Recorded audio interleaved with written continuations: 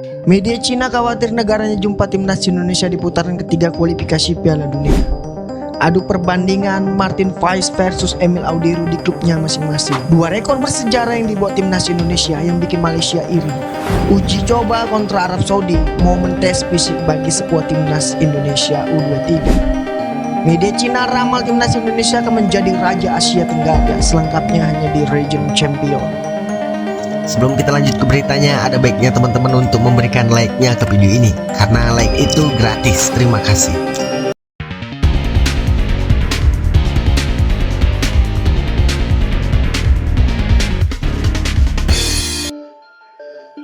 Performa timnas Indonesia mendapatkan pujian dari media Cina setelah menunjukkan peningkatan yang signifikan sejak Piala Asia 2023. Meskipun mengalami hasil buruk dalam dua match di pertama grup F putaran kedua kualifikasi Piala Dunia 2026 zona Asia, mereka setelahnya berhasil mengalahkan Vietnam dua kali tanpa kebobolan. Kemenangan 1-0 dan 0-3 atas Vietnam membuat media Cina menyebut timnas Indonesia sebagai raja baru dalam sepak bola Asia Tenggara. Artikel itu menuliskan, Cina punya musuh yang kuat dari tim lemah yang dulunya mengandalkan naturalisasi. Tulis media Cina seperti yang dilansir dari Soha VN. Jika timnas Indonesia berhasil lolos ke putaran ketiga kualifikasi Piala Dunia 2026 zona Asia, mereka mungkin akan berada dalam satu grup dengan Cina, yang membuat mereka merasa khawatir. Jika Cina berhasil lolos ke putaran ketiga, kemungkinan besar mereka akan berada dalam satu grup dengan timnas Indonesia. Membandingkan kekuatan keduanya, tentu tidak akan mudah bagi Cina untuk mengalahkan timnas Indonesia.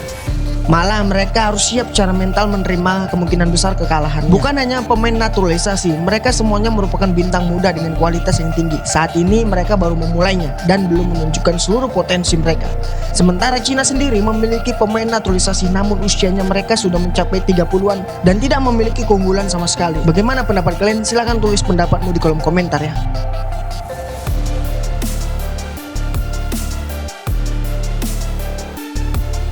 Dua kiper keturunan Indonesia tengah menjadi pembicaraan di media sosial dalam beberapa hari terakhir.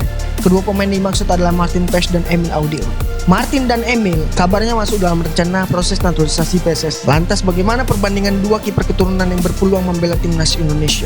Seperti yang kita ketahui, Martin Paes saat ini bermain untuk klub Amerika Serikat yaitu FC Dallas. Penjaga gawang kelahiran 14 Mei 1998 ini menjadi kiper utama dari FC Dallas yang saat ini menempati peringkat 12 di klasemen wilayah barat.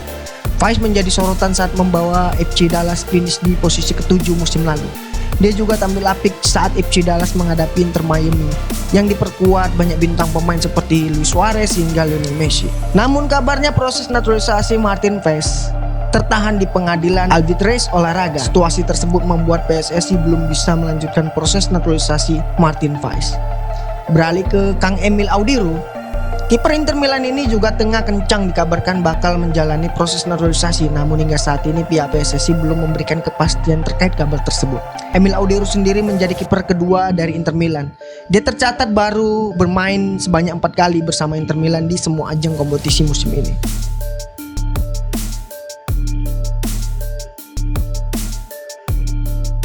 Seperti yang kita ketahui, ranking FIFA April 2024 mengacu pada hasil yang didapat sejumlah negara anggota FIFA dalam FIFA Matchday Maret 2024. Timnas Indonesia yang 2 kali menang atas Vietnam pada FIFA Matchday Maret sangat diuntungkan dalam pengumuman ranking yang mengutip dari laman footballranking.com. Ketimbang 209 negara anggota FIFA lainnya, timnas Indonesia meraup poin paling banyak di FIFA Matchday Maret 2024.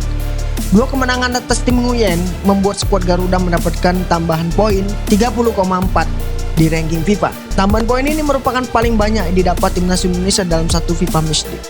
Negara yang paling mendekati raihan poin di timnas Indonesia adalah Georgia. Georgia meraup 21,3 poin atau terpaut hampir 9 angka dari timnas Indonesia.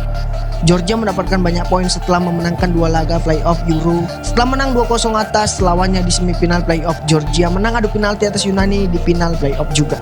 Timnas Indonesia menjadi negara dengan ranking FIFA paling melonjak di ranking FIFA terbaru. Skuad Garuda naik 8 posisi dari peringkat 142 ke 138 dunia berkat tambahan 30,4 poin tersebut.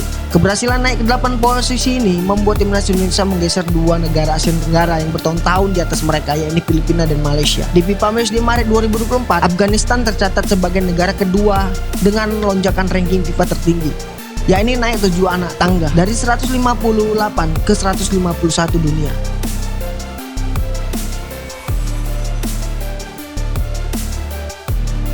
Jelang putaran final Piala Asia U23 yang digelar di Qatar pada 15 April hingga 3 Mei 2024 mendatang, Timnas Indonesia U23 kini tengah fokus menjalani pemusatan latihan di Dubai. Melansir dari laman resmi PSSI, Timnas Indonesia akan menggelar 2 laga uji coba.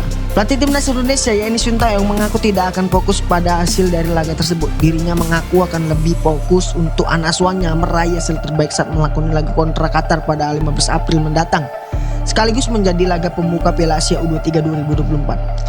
Ya memang walaupun ada 2 laga uji coba, kita fokus lebih dahulu ke 2 pertandingan itu. Namun fokus utama kita adalah pertandingan perdana melawan Qatar pada 15 April, ujar Sintayong. Pelatih asal Korea Selatan tersebut menyebut akan lebih mengasah taktikal dan kemampuan komunikasi antar pemain dalam laga uji coba versus Arab nanti. Hal ini dikarenakan memang perlu adanya penyesuaian dan penguatan chemistry antar pemain, khususnya beberapa pemain baru yang dipanggil Timnas Indonesia U23.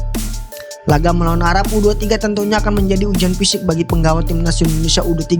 Pasalnya Timnas Indonesia U23 memang cukup jarang melawan tim-tim dari Timur Tengah yang secara fisik maupun gaya permainan cukup berbeda dari tim-tim asal Asia Tenggara.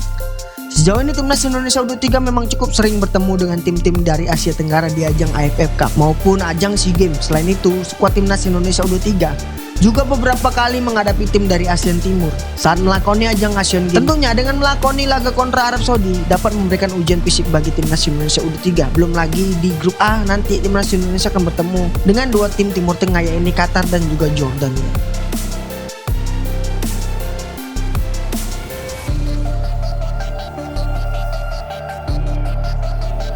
Sukses Timnas Indonesia dalam 2 ajang bergengsi di Asia ternyata mendapat perhatian dari media Cina. Sukses Indonesia menciptakan hat-trick dengan mengalahkan Vietnam, raja Asia Tenggara saat ini, menjadi ukurannya. Dalam ajang Piala Asia 2023, kemenangan Indonesia atas Vietnam berujung dengan tersingkirnya sang raja Asia Tenggara. Demikian pula dalam kualifikasi Piala Dunia putaran kedua, Timnas Indonesia sukses mengalahkan Vietnam 2 kali dalam laga di Gelora Bung Karno. Indonesia hanya mampu melesatkan 1 gol, namun saat bertandang di Maiden Stadium justru Indonesia melesatkan 3 gol tanpa balas. Dalam kesan lama semua orang, tim Indonesia bukanlah tim kuat di Asia, namun pada kualifikasi Piala Dunia 2026 mereka dengan mudah mengalahkan Vietnam, mendapatkan 1 kaki di babak kualifikasi ketiga. Tulis 136 seperti dikutip dari SoaVN juga. 3 kemenangan beruntun inilah yang membuat media Cina takjub. Pasalnya bukan hal yang mudah untuk mengalahkan timnas Vietnam selama ini. Namun nyatanya kini mereka tidak berdaya di hadapan Indonesia. Kuncinya terletak pada strategi naturalisasi Indonesia. Inilah cara berubah dari tim peringkat bawah menjadi tim peringkat kedua di Asia.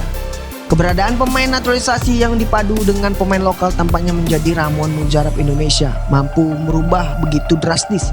Hal ini disorot oleh media Cina. Suka atau tidak, Indonesia kini berada jajaran paling depan di antara negara-negara Asia Tenggara dalam peluang lolos ke putaran ketiga kualifikasi Piala Dunia. Maka sangat wajar jika Vietnam dan Thailand memandang sinis dengan pencapaian Indonesia.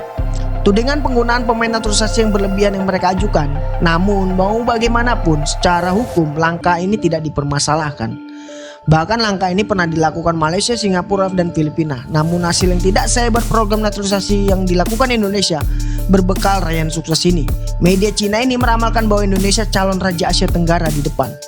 Era Vietnam dan Thailand sudah berakhir. Banyaknya pemain muda timnas Indonesia terangkai akan membuat Indonesia mampu mempertahankan posisi ini cukup lama. Sintayong menjadi pelatih timnas Indonesia sejak 2019. Pelatih asal Korea Selatan ini sukses memberikan perubahan setelah 4 tahun melatih timnas Merah Putih. Ex pelatih Korea Selatan itu sukses membukukan pencapaian istimewa untuk timnas negara kita. Sintayong terkini sukses membawa timnas Indonesia lolos ke fase grup Piala Asia 2023 untuk pertama kali. Pekan lalu, pelatih asal Korea Selatan itu mampu juga meraih sukses 2 kemenangan krusial atas Vietnam. 2 kemenangan ini membuat timnas Indonesia makin dekat dengan tiket lolos ke putaran ketiga. Timnas Indonesia tinggal membutuhkan 1 kemenangan saja ke putaran ketiga. Sintayong membangun keberhasilan tidak dalam 1 malam. Pada awalnya Sintayong memulai membangun tim dengan para pemain muda.